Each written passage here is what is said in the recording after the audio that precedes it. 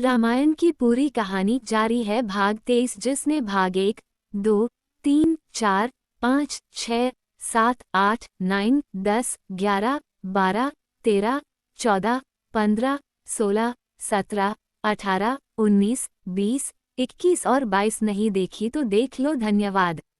भाग 23। सनातन धर्म व भारतवर्ष के हर पहलू के बारे में हर माध्यम से जानकारी जुटाकर उसको संपूर्ण व सत्य रूप से आप लोगों तक पहुंचाना मेरा उद्देश्य है। यदि किसी भी विषय में मुझसे किसी भी प्रकार की कोई त्रुटि हो तो कृपया इस लेख के नीचे टिप्पणी कर मुझे अवगत करें। और दोस्तों, बहुत विद्वानों का अपना अपना तर्क है और नीचे अपना तर्क बताया है। यदि आपको ठीक लगे तो सही, नहीं तो आप अपने तर्क से सोचें। प्रस्थान लक्ष्मण मूर्छा स्टोरी इन हिंदी। लक्ष्मण मेघनाद युद्ध और लक्ष्मण मूर्छा हनुमान का संजीवनी लाने के लिए प्रस्थान। इंद्रजीत और लक्ष्मण का युद्ध। लक्ष्मण मूर्छा। राम लक्ष्मण के नागपाश से मुक्त होने की बात सुनकर रावण क्रोधित होकर गरुड़ को अपशब्द कहता है कि गरुड़ का ये दुस्साहस कि उसने हमारे शत्रु की सहायता की। लगता है मुझे गरुड़ को भी सबक सिखाना पड़ेगा। इस पर इंद्रजीत अपने पिता रावण को कहता है कि नहीं पिताजी, लंका में अभी युद्ध चल रहा है और अपने देश में चल रहे युद्ध को छोड़कर एक पक्षी के पीछे भागना समझदारी नहीं है। तब इंद्रजीत कहता है कि आज राम और लक्ष्मण नागपाश से बच गए तो क्या हुआ, कल मैं इससे भी भयंकर युद्ध करूंगा और दोनों भाइयों की जीवन लीला समाप्त कर दूंगा। लक्ष्मण मूर्छा। मेघनाद इंद्रजीत की ललकार। अगले दिन सूर्योदय होने के बाद दोनों सेनाएं फिर से रणभूमि में आ जाती है। राम लक्ष्मण को नागपाश में बांधकर इंद्रजीत का उत्साह और आत्मविश्वास और भी बढ़ चुका था, इसलिए वह मेघों की तरह गरजता हुआ युद्ध भूमि में आता है। राम लक्ष्मण को ललकारते हुए कहता है कि अभी तक नागपाश के घाव भरे नहीं क्या? जो दोनों भाई मेरे सामने आने से डर रहे हैं, आज मैं तुम्हारी उससे भी अधिक दुर्दशा करूंगा। मेघनाथ के मुंह से ये ललकार सुनते लक्ष्मण भी आवेश में आ जाते हैं और श्री राम से युद्ध में आने के लिए आज्ञा मांगते हैं।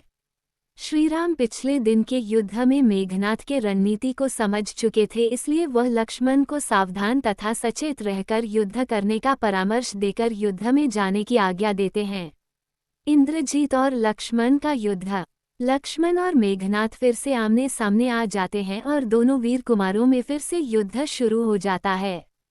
दोनों योद्धा एक दूसरे पर तीखे बाणों से प्रहार कर रहे थे तथा एक दूसरे के बाणों को काट रहे थे। दोनों के बीच में लंबे समय तक युद्ध चलता रहता है, लेकिन उसका कोई परिणाम नहीं निकलता। कभी लक्ष्मण जी का पलड़ा भारी होता तो कभी इंद्रजीत का। पूरा दिन युद्ध लड़ते लड़ते संध्या हो जाती है और हमेशा की तरह इंद्रजीत अपने आसुरी विद्या का प्रयोग करके लड़ने लगता है। इंद्रजीत अपनी माया से अदृश्य होकर युद्ध करने लगता है। अदृश्य होने के बाद इंद्रजीत लक्ष्मण पर सभी दिशाओं से बार बार तीरों की बरसात कर रहा था, जिससे लक्ष्मण जी विचलित हो जाते हैं।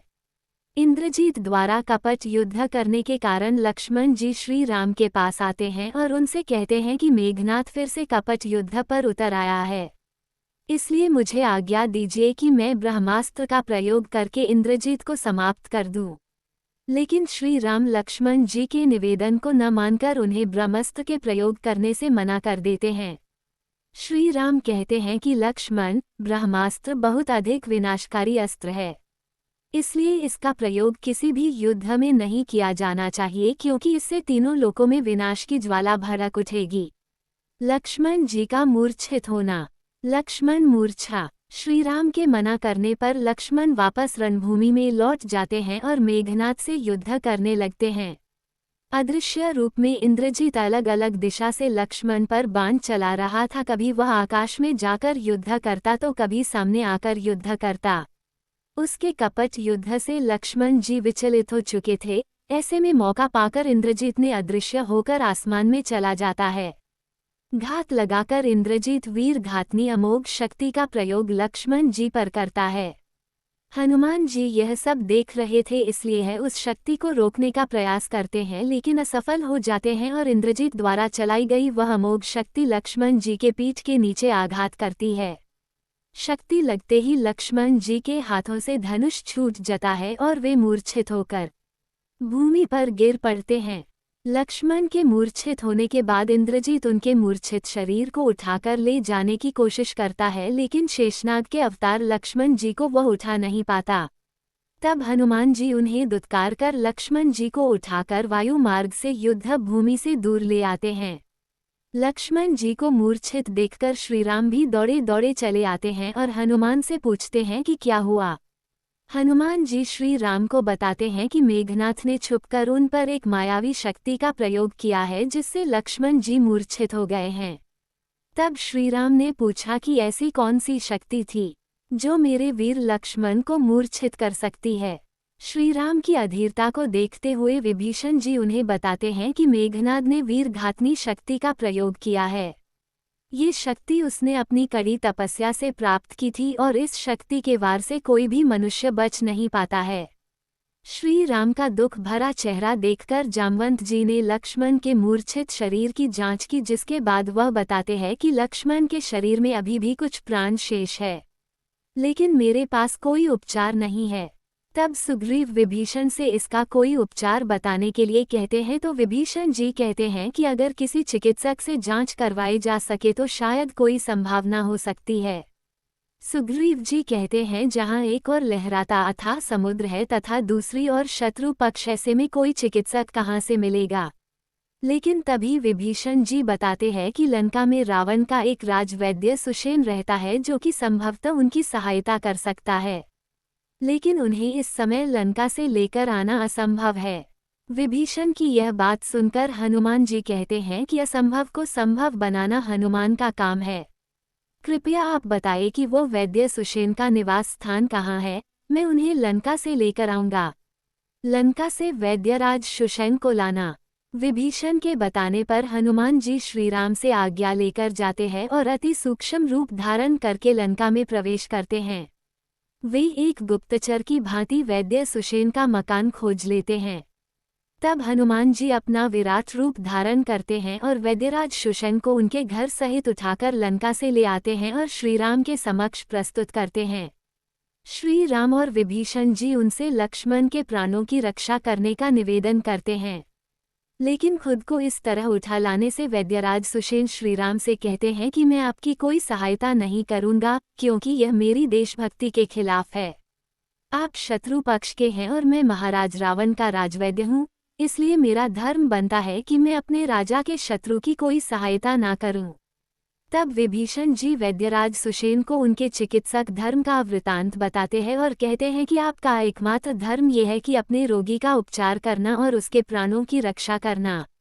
यदि आप अपने इस चिकित्सक धर्म का पालन नहीं करेंगे तो यह आयुर्वेद के मूल सिद्धांतों का उल्लंघन होगा।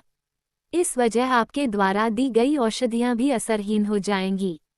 विभीषण जी से चिकित्सक धर्म का ये सार सुनकर सुषेण वैद्य श्रीराम की सहायता करने के लिए सहमत हो जाते हैं और वह लक्ष्मण के मूर्छित शरीर की जांच करने लगते हैं।